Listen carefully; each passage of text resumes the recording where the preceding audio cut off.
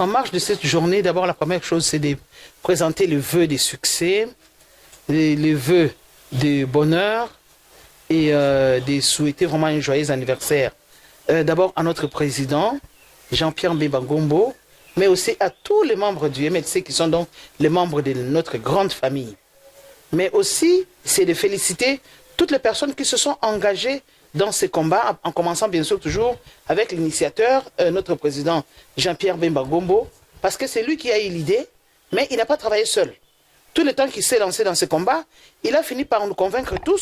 Et c'est pour ça que donc aujourd'hui, nous sommes très nombreux. Et donc toutes les personnes qui se sont engagées dans ces combats, qui y sont encore, le combat n'est pas encore terminé, le combat est toujours là, mais il y a quand même déjà quelques avancées. Donc à toutes ces personnes, nous présentons nos félicitations.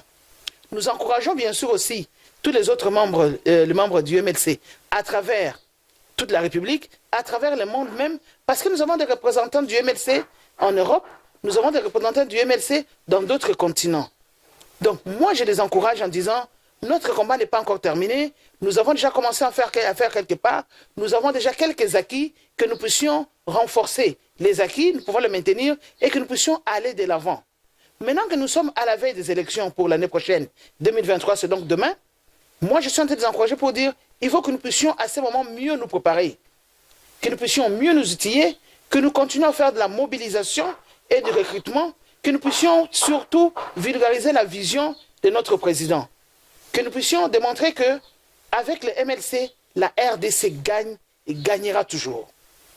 Bien sûr que dans le MLC, nous sommes nombreux. Moi, j'appelle surtout les femmes, parce que je vois que les femmes du MLC, elles sont nombreuses, c'est vrai, mais il n'y en a pas beaucoup qui expriment leurs ambitions.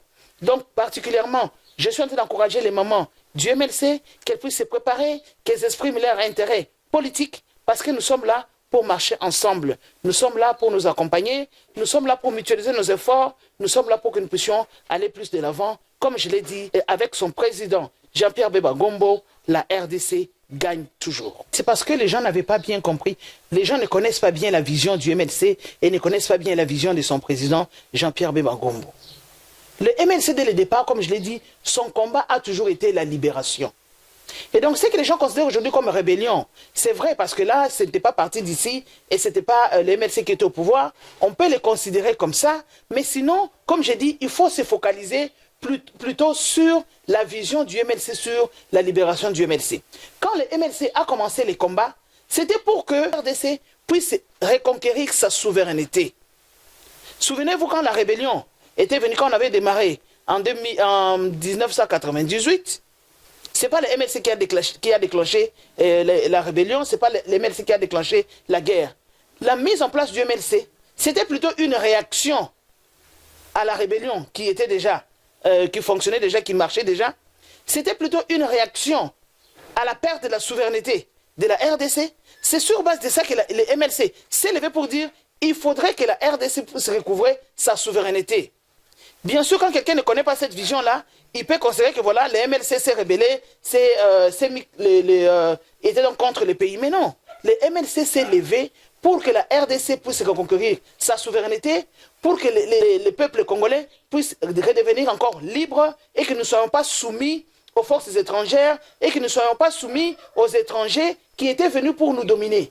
C'est pour ça que le MLC s'est élevé. Et donc c'est normal maintenant que le MLC soit dans une structure qui peut faire que nous puissions aussi conquérir les pouvoirs pour que nous puissions montrer notre leadership, notre management, notre manière de voir les choses, que nous puissions les transmettre à la population, que les gens connaissent quelles sont les valeurs que nous représentons, quelles sont les valeurs que nous utilisons, qui sont en nous, pour que nous puissions vivre dans un Congo meilleur, dans un Congo où le bien-être sera